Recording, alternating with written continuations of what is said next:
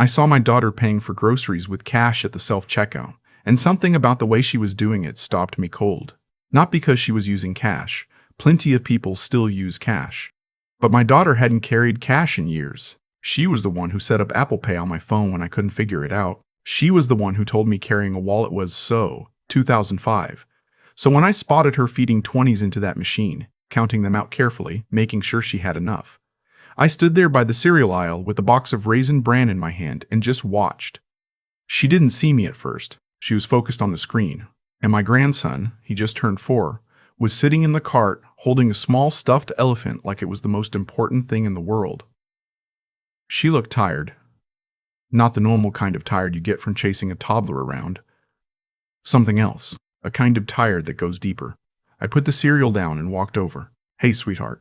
She spun around and the look on her face, just for a split second before she composed herself, was something I hadn't seen since she was a little girl, and I caught her hiding a broken lamp behind the couch. Not guilt, exactly. Fear, maybe, like she'd been caught doing something she shouldn't. "Dad?" She smiled, and it was a real smile, the kind she saves for me, but it didn't reach her eyes the way it usually does. "What are you doing here?" "Same thing you're doing. Groceries." I nodded at the screen. "Card not working?" "Oh no, it's fine. I had some cash lying around." She said it too quickly. I've been a financial advisor for 31 years. I have sat across from people who were hemorrhaging money, who were hiding debt from their spouses, who were making decisions that were about to blow up their entire lives, and I have learned to hear the difference between a real answer and a rehearsed one. That was a rehearsed one. I pushed the cart toward the exit with her, and we walked out into the October afternoon, and I buckled my grandson into his car seat while she loaded the bags, and I kept waiting for her to say something. She didn't. "You want to grab a coffee?" I asked. "There's that place on Millbrook you like." She hesitated. Actually hesitated, which she never does when I offer coffee, because my daughter will never say no to coffee. She looked at her phone for a second, then put it face down in her purse. "Sure," she said. "Yeah, let's do that." We drove separately. I got there first and got a table in the back, away from the windows. I'm not sure why I chose that table. Some instinct I didn't have words for yet. She came in with my grandson on her hip, and she ordered her usual oat milk latte, no sugar. And she sat down across from me, and I could see her working out how to hold her face. "Okay," I said. "What's going on with the bank account?" She looked at her coffee cup. "What do you mean, Olivia?" I haven't used her full name like that since she was 17 and totaled my car on a back road in Vermont. "It's me. Talk to me." She was quiet for a long moment. My grandson climbed down from her lap and sat on the bench beside her, making his elephant walk across the table. She watched him do it, and I could see her thinking, calculating, weighing something. Then she said, "He took my name off the joint account." I kept my face still. "When?" "About 6 weeks ago." She wrapped both hands around her cup. "I didn't find out until I tried to pay for his mother's birthday dinner and the card declined, right there at the restaurant, in front of everyone." I let that sit for a second. 6 weeks. She'd been carrying this for 6 weeks. "And the savings account?" She shook her head. "That one too." I took a breath. "The one we set up when you got married? The one I transferred money into when you bought the house?" He said it made more sense to consolidate everything. He said he was better at managing money than I was. She said it in this flat, effectless way, like she was reading from a script she'd memorized so she wouldn't have to feel it. His mother agreed. There it was. His mother. I want to be clear about something. I have tried, for 6 years, since my daughter married her husband in a small ceremony at a vineyard outside Charlottesville, to be fair to him. I have given him every benefit of the doubt I had to give. He's not a stupid man. He's not an unkind man. Not overtly. But there's a particular kind of person who is not unkind in any single obvious way.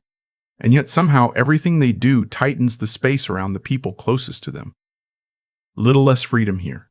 A little less access there. Nothing you can point to at any one moment. But over time the walls get closer and closer until the person inside can't quite remember what it felt like to have room. That's what he had been doing to my daughter. Slowly. Methodically. And his mother had been helping him do it, What does she have to do with your bank account? I asked. Olivia looked at my grandson for a second. She's been living with us for the past 8 months. I didn't know that. She hadn't told me. I thought about all the Sunday phone calls over the past 8 months. All the, everything's fine, Dad, and just busy, you know how it is. And I understood that the woman sitting across from me had been carefully, deliberately keeping me from knowing what was happening inside her own house. Why didn't you tell me? Because I knew what you'd say. What would I say? She almost smiled. You'd say, pack a bag and come home. Would that have been the wrong thing to say? She looked away. I don't know. Maybe not, but I wasn't ready to hear it. I nodded. That was fair. That was probably more self-awareness than I'd had at her age.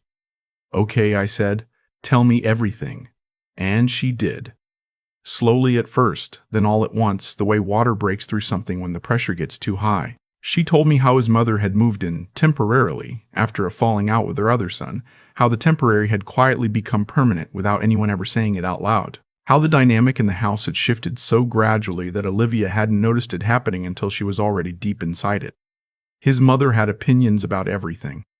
How the house was kept, how my grandson was being raised, how Olivia spent her time, what she cooked, who she talked to. She never raised her voice. She never said anything cruel. She just made everything into a conversation. A long, patient, exhausting conversation, until Olivia agreed or gave up arguing, which amounted to the same thing. And her husband. He had been raised by this woman. He thought this was normal.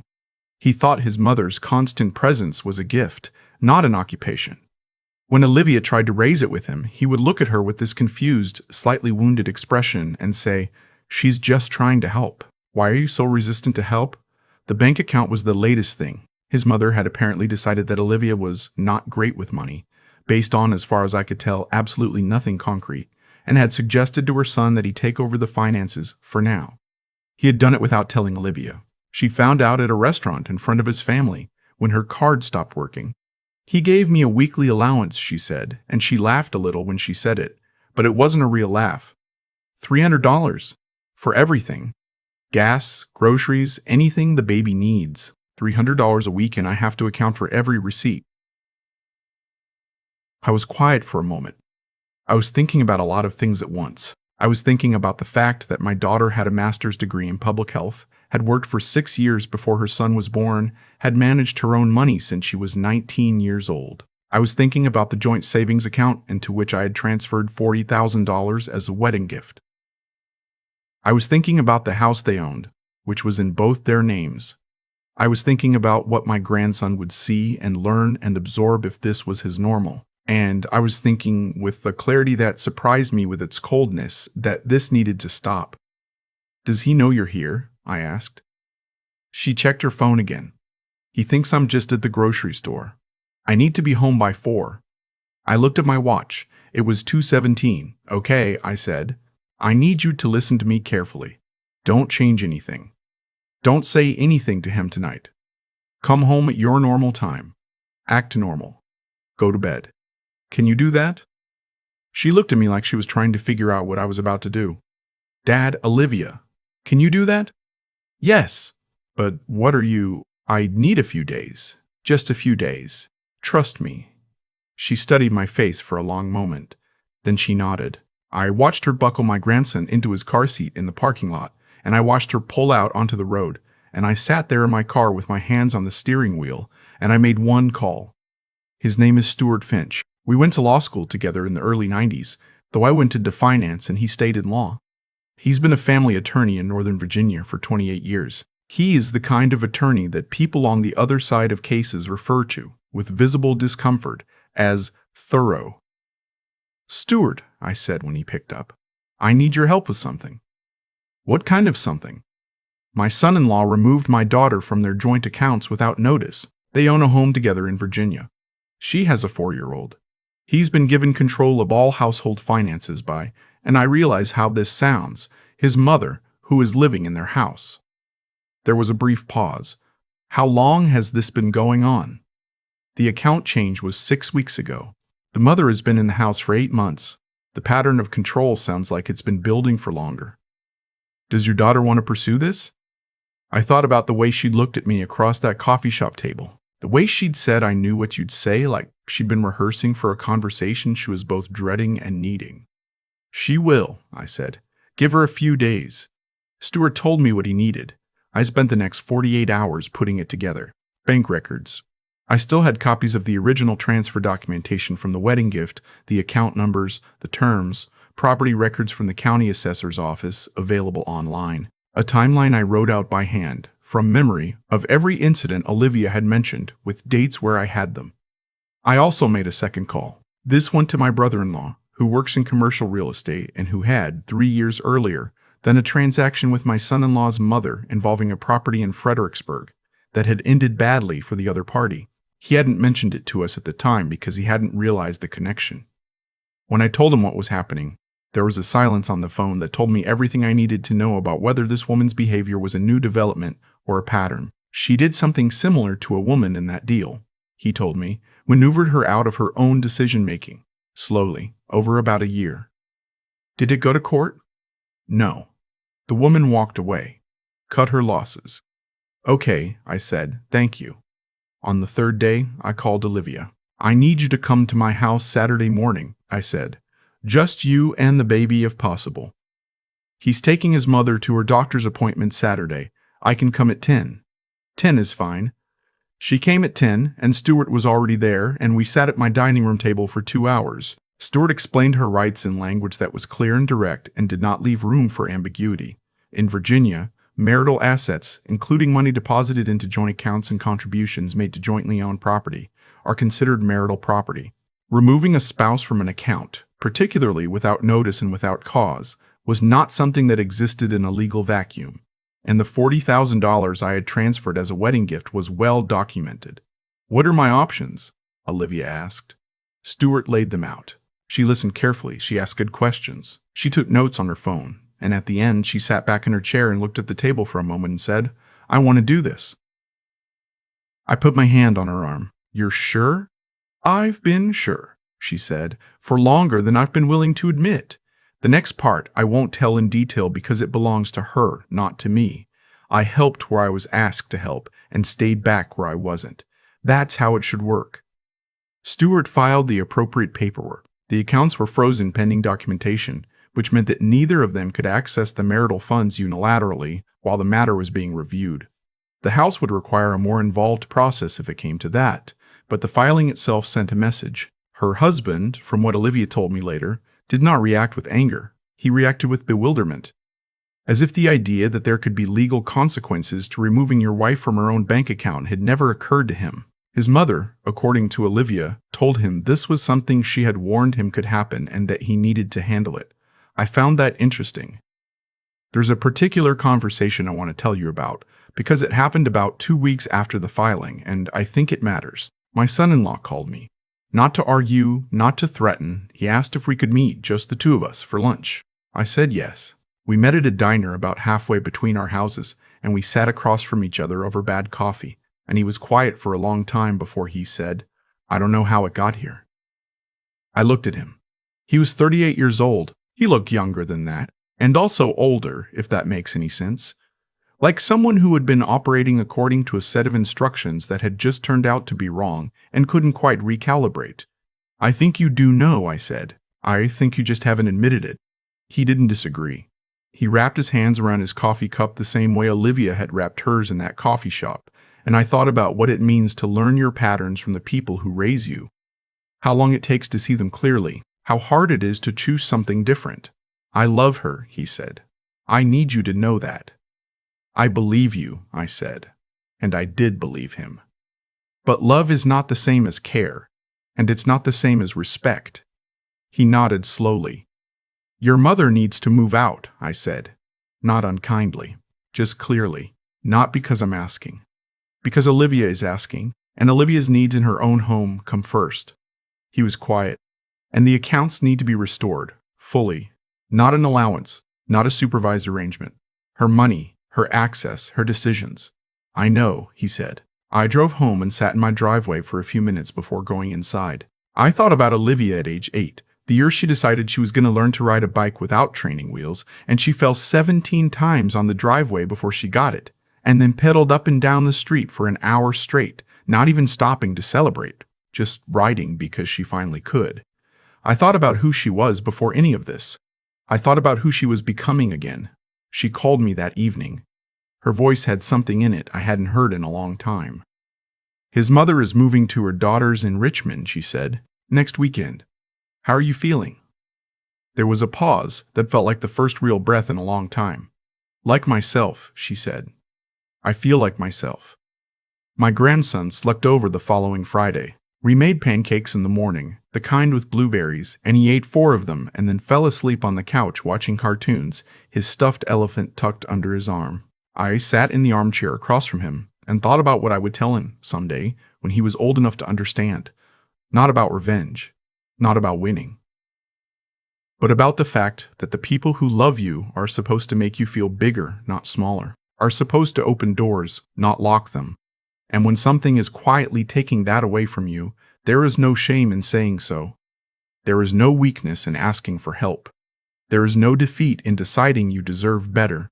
That's the only lesson I know worth passing down. I've been doing this long enough to know that most damage doesn't happen all at once. It happens in small increments, each one reasonable sounding on its own, until one day you look up and realize the person you love is living in a house where none of the doors open from the inside. That's what I kept thinking about after everything with Olivia settled down. Not about what her husband did, specifically. Not about his mother. But about how long it had been building before anyone said anything out loud. 8 months of a woman living in my daughter's home, reshaping the space around her. 6 weeks of my daughter carrying cash in her wallet like a teenager with a curfew. And, through all of it, Sunday phone calls where she said, "Everything's fine," and I believed her because I wanted to. Because it was easier. Because the alternative meant something I wasn't ready to deal with either. I've thought about that a lot. My own part in it. There's something I've come to understand about the choices we make when we feel trapped. Olivia didn't call me because she wasn't ready. And she wasn't ready because asking for help meant admitting that the life she'd built, the one she'd chosen, the one she'd defended to herself for years, had somewhere gone wrong. That takes courage that most people don't find until they absolutely have to. The fact that she found it at a grocery store self-checkout on a Tuesday afternoon says more about who she is than anything else in the story. What I know for certain is this. The things we allow to continue without naming them don't stay the same size. They grow. A boundary crossed once and not addressed becomes a permission. A person who is never held accountable for a pattern of behavior has no reason to change that pattern. That's not a judgment. That's just how it works. Her husband wasn't a monster. He was a man who had learned that things would work out his way if he waited long enough, because they always had. His mother had taught him that, probably without intending to teach him anything at all. What changed was documentation. What changed was a phone call to someone who knew what the law actually said, as opposed to what the people in that house had quietly agreed to pretend it said. What changed was Olivia sitting at my dining room table and asking good questions and writing things down, and deciding that what she deserved and what she had been living with were 2 different things, and that difference was not acceptable. That's the part I want my grandson to understand someday. Not the legal mechanics, not the account numbers, but the fact that you have to be willing to name what's happening before you can change it. You have to be honest about what you're actually seeing, even when it's uncomfortable, even when it disrupts something you've invested in. Intelligence without honesty is just a more sophisticated way of staying stuck, and persistence without principle is just stubbornness dressed up in better clothes. Olivia is doing well. My grandson still brings that stuffed elephant everywhere. And sometimes, on a Friday morning when he's sleeping on my couch after pancakes, I think about what it means to leave someone a life they can actually breathe in. That's the whole job. That's all it ever was.